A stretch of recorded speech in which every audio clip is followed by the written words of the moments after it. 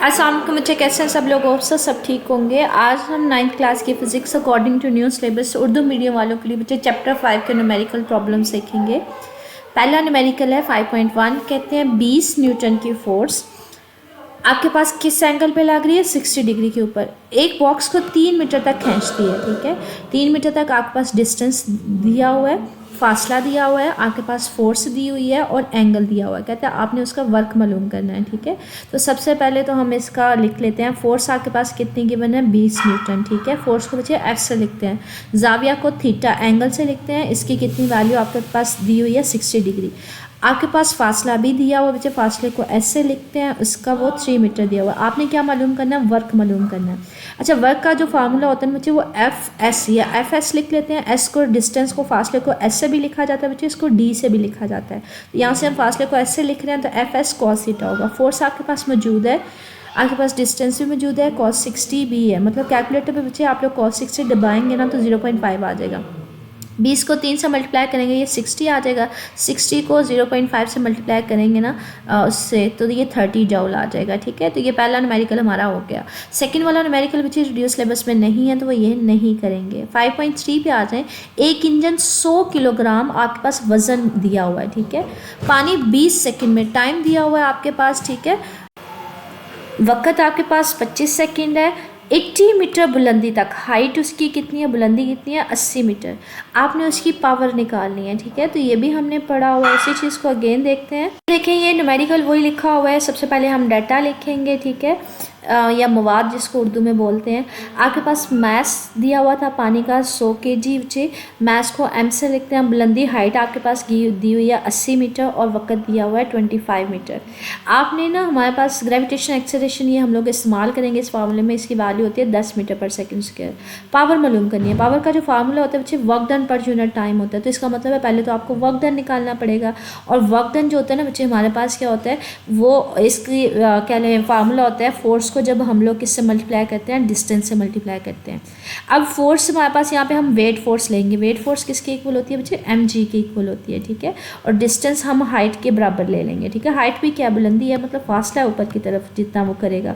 तो हमारे पास क्या है उसकी कितनी होगी? हाइट किसके इक्वल ले लेंगे? एस को बजाय हाइट ले लेंगे। तो एक फार्मूला क्या बन जाएगा वर्क डन का? mgh divided by time. Mass आपके पास मौजूद है, जी ग्रेविटेशनल एक्सेलरेशन है, हाइट आपके पास है उसका फासले की फॉर्म में आ जाएगी 80 आपके पास बुलंदी उसकी दी हुई थी। टाइम आपके पास 25 है। इन सारी वैल्यूज़ को डाल के बच्चे कैलकुलेटर के जरिए सॉल्व करेंगे तो आंसर आपके पास आ जाएगा, ठीक है। नेक्स्ट न्यूमेरिकल हम लोग देखते हैं हमारे पास 5.4 है। कहते हैं 20 किलोग्राम अगेन आपके पास वज़न दिया हुआ है। एक जिस्म रेस्ट पोजीशन में, मतलब स्टार्टिंग वाली उसकी इनिशियल वेलोसिटी शुरू वाली वेलोसिटी क्या है? वो 0 है क्योंकि वो रेस्ट पे हरकत नहीं कर रहा, ठीक है। 40 न्यूटन आप उसके ऊपर फोर्स लगाते हो। कहते हैं 5 सेकंड तक वो फोर्स अमल करती है, बाद में वो मूव करना शुरू हो जाएगा ना क्योंकि फोर्स लगना शुरू हो गई। तो आपने बताना है बाद में उसकी काइनेटिक एनर्जी कितनी होगी, ठीक है। तो इसको सॉल्व करते हैं। हमारे पास सबसे पहले डाटा देखते हैं। आपके पास मैस गिवन है 20 kg, ठीक है।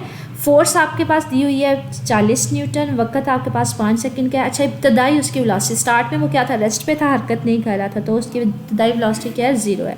आपने बाद में काइनेटिक एनर्जी निकालनी है। तो काइनेटिक एनर्जी निकालेंगे 1/2 mv स्क्वायर होता है ना। हमने निकाली कि फोर्स लगाने के बाद कितनी काइनेटिक एनर्जी है। तो बच्चे इसको हम लोग बाद वाली फाइनल इसकी हम क्या लें स्पीड लेंगे, ठीक है। बाद वाली स्पीड पहले। तो इसका मतलब है पहले तो बाद वाली स्पीड हमने मालूम करनी है।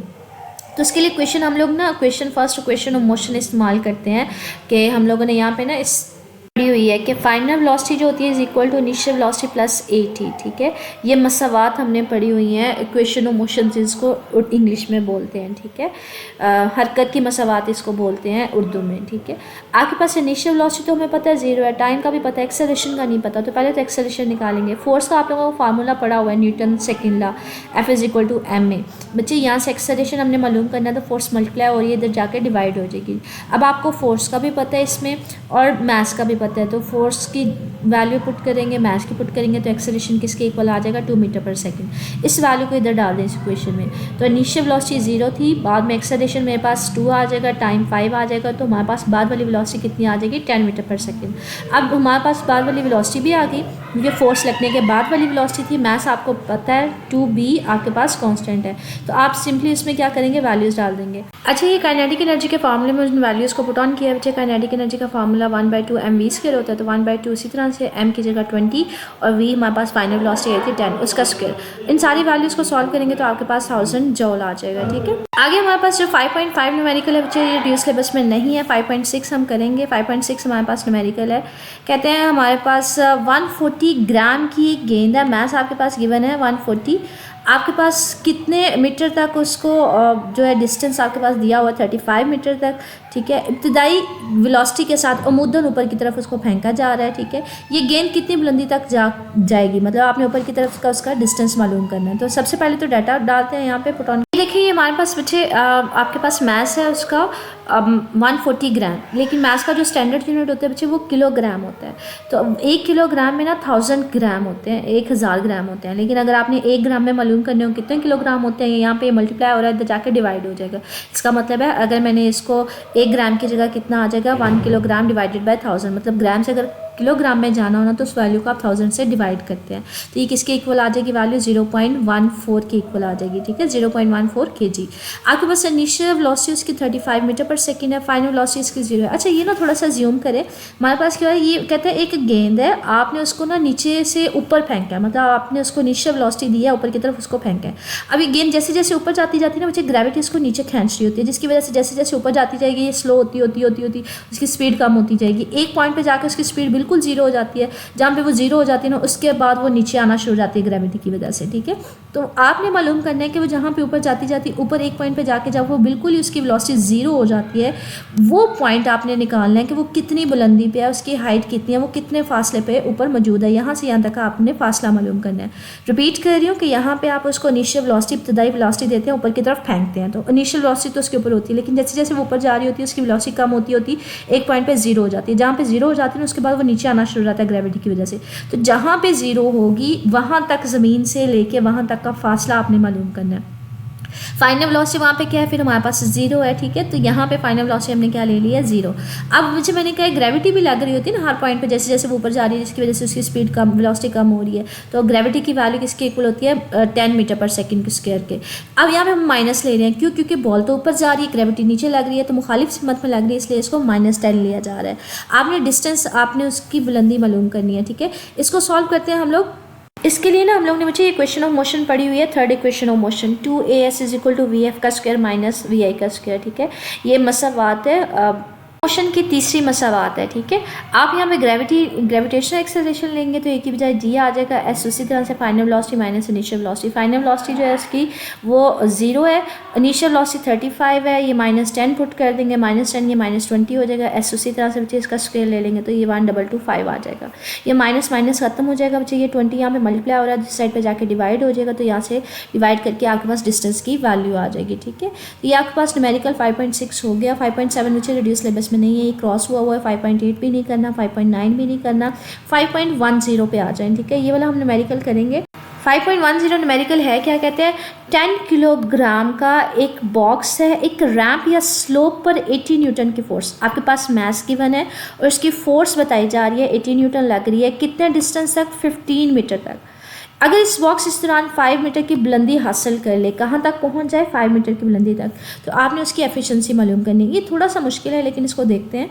ये ना डायग्राम को ज़रा समझेंगे हम लोग कि आपके पास इस तरह की ना एक स्लोप सी, एक कह लें कि इसको उर्दू में हम लोग नाम देते हैं कि रैंप बोलते हैं। ठीक है, स्लोप है, इस तरह की बुलंदी है, इस तरह की रैंप है, सरफेस रैंप इसको बोलते हैं, जिसकी एक साइड जो है वो ज़मीन पे और दूसरी किसी ऊंचाई के ऊपर हो। कहते हैं ये इसकी जो पूरा प्रॉपर फासला है ना यहाँ से यहाँ तक का, वो हमारे पास इसका डिस्टेंस 15 मीटर है।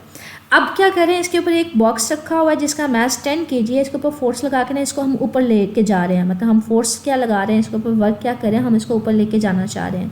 हम चाह क्या रहे हैं कि इसको किसी इस हाइट के ऊपर हम इसको आउटपुट क्या चाह रहे हैं कि हम इसको यहाँ पे पहुँचा दें, ज़मीन से कितनी बुलंदी पे पहुँचा दें, 5 मीटर पे। अब ये जो सारा डाटा है ना, इसको हम लोग मवाद को लिख लेते हैं कि इस बॉक्स का मास कितना है, वो 10 kg है। फोर्स इसको कितनी लगा के हम ऊपर लेके जा रहे हैं, हम जो काम कर रहे हैं, इनपुट कर रहे हैं, ठीक है, वो 80 न्यूटन है। यहाँ पे इसका उसका फासला कितना वो करेगा, फासला तय करेगा 15 मीटर तय करेगा, और कितनी बुलंदी तक लेके जाना चाह रहे हैं एट द एंड वो 5 मीटर की है। एफिशिएंसी हमने मालूम करनी है। एफिशिएंसी बच्चे क्या होती है, आउटपुट ओवर इनपुट होती है। अगर आप परसेंटेज में निकालना चाह रहे होते हैं ना, तो जो आउटपुट ओवर इनपुट को हम मल्टीप्लाई कर देते हैं 100 के साथ, ठीक है। एफिशिएंसी तो वैसे आउटपुट ओवर इनपुट होती है, अगर परसेंटेज एफिशिएंसी हो तो उसको 100 से मल्टीप्लाई कर दिया जाता है। अब हमने निकाल लिया आउटपुट। आउटपुट क्या है, हम क्या करना चाह रहे हैं कि यहाँ पे लेके जाना चाह रहे हैं, वो आउटपुट है, तो हम फाइंड आउट करेंगे आउटपुट का वर्क डन। इनपुट क्या है, हम उसको ऊपर लेके जा रहे हैं, ठीक है। तो इनपुट हम वर्क डन मालूम करेंगे और फिर आउटपुट उसकी वैल्यू डाल देंगे। इनपुट वर्क हम कैसे मालूम करेंगे, एफ को डिस्टेंस से मल्टीप्लाई कर देंगे, ठीक है। अब हम लोग कितनी फोर्स उसके ऊपर लगा रहे थे, 80 न्यूटन, और कितना डिस्टेंस लेके जाना चाहेंगे, 15 मीटर तक। तो आपने फोर्स को डिस्टेंस से मल्टीप्लाई कर देना, 80 को 15, तो ये 1200 जूल आ जाएगा। आउटपुट क्या लेना चाह रहे हैं, आप तो चाह रहे हैं कि आप उसको कितनी बुलंदी पे ले जाएं, इसकी 5 मीटर की बुलंदी पे ले जाएं। तो इसके लिए फिर आउटपुट की वैल्यू क्या आएगी, वर्क डन की, हमारे पास mgh के इक्वल आ जाएगी। वही अगेन हमारे पास बच्चे यही है ना कि वर्क डन का फार्मूला क्या होता है, fs, लेकिन हम किसी हाइट पे लेके जा रहे हैं तो बच्चे हमारे पास हाइट हम फाइंड आउट करेंगे। अगर उस केस में वर्क डन निकालना हो तो हम वेट फोर्स ले लेते हैं जो नीचे की तरफ लग रही होती है और कितनी हाइट पे लग रही होती है। तो फोर्स की जगह हम mg लेते हैं और डिस्टेंस की जगह उसकी हाइट ले लेते हैं, तो वर्क डन का फार्मूला आ जाता है mgh, ठीक है। उसकी वैल्यूज डाल दें। मैथ्स हमें पता है, ग्रेविटी की एक्सेलरेशन का भी पता है, हाइट हम 5 तक लेके जाना चाह रहे थे मीटर तक, तो ये हमारे पास आउटपुट वर्क आ जाएगा। अब आउटपुट वर्क हमें पता चल गया, इनपुट का भी पता चल गया, उसकी वैल्यूज यहाँ पे डाल दें। आउटपुट वर्क हमारे पास किसके इक्वल था, 500 के। इनपुट आप कितना कर रहे थे, 1200, इसको 100 से मल्टीप्लाई करेंगे तो 41.66 हमारे पास परसेंट आ जाएगा। आपके पास बच्चे जो न्यूमेरिकल है 5.11 वो देखते हैं। कहते हैं 600 न्यूटन है फोर्स आपके पास गिवन है। न्यूटन जो होता है ना फोर्स का यूनिट होता है, ठीक है। कहते हैं एक न्यूटन की फोर्स एक बॉक्स पर अमल करते हुए इसे 15 सेकेंड, टाइम कितना 15 सेकेंड, कितने डिस्टेंस तक खेलती है, आपको 5 मीटर तक खेलती है। पावर आपने मालूम करनी है, ऑलरेडी इससे पहले भी न्यूमेरिकल कर चुके हैं इसी फार्मूले का। अगेन इसी को करेंगे, डाटा चेंज है बस। फोर्स आपके पास 600 न्यूटन गिवन है, टाइम भी गिवन है, डिस्टेंस भी गिवन है, आपने वर्क मालूम करना है। तो वर्क डन पावर मालूम करनी है। पावर का फार्मूला क्या होता है, work done per unit time. Work done हम क्या पढ़ते हैं, एफ और डिस्टेंस का प्रोडक्ट पढ़ते हैं, मतलब दोनों को मल्टीप्लाई करें फोर्स और डिस्टेंस को, तो हमारे पास से वर्क आ जाता है। तो फोर्स तो हमें पता है, डिस्टेंस भी पता है, टाइम भी पता है, तो सिंपली वैल्यूज़ डाल देंगे, ठीक है। वैल्यूज़ डालेंगे, जो चीज़ ये देखें, फोर्स की वैल्यू डाल दिया, डिस्टेंस की डाल दिया और टाइम की हमने डाल दिया। तो इसको सॉल्व करेंगे कैलकुलेटर के जरिए, तो ये हमारे पास आ जाएगा 200 वाट आ जाएगा। पावर का जो यूनिट होता है बच्चे वाट होता है, ठीक है। 5.10 बच्चे रेडियो सिलेबस में हमने नहीं करना, 5.13 भी नहीं करना। तो ये आपके न्यूमेरिकल से अकॉर्डिंग टू रेडियो सिलेबस। बच्चे इसमें कुछ पूछना हो, कोई पॉइंट मिसिंग हो तो मेरे से कमेंट सेक्शन में पूछ लीजिएगा। ओके, अल्लाह हाफिज़।